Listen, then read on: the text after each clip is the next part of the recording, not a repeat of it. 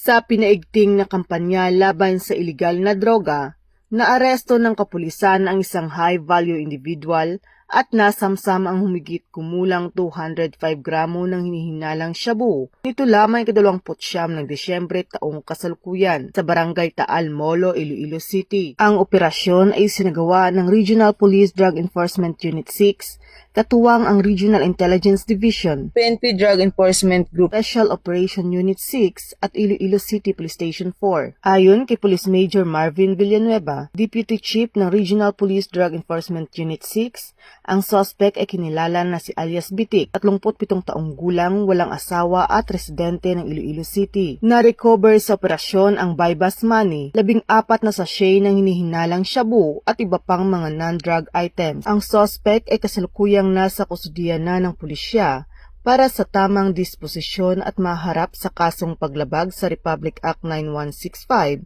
o ang Comprehensive Dangerous Drugs Act of 2002. Patuloy ang kampanya ng kapulisan laban sa ilegal na droga upang mapanatili ang kaligtasan at kapayapaan ng mamamayan sa buong Western Visayas. Mula dito sa Police Regional Office 6, ako ang inyong Police News Network Correspondent, Patrolwoman Charmaine Balunsat, alagad ng batas, tagataguyod ng Balitang Pulis.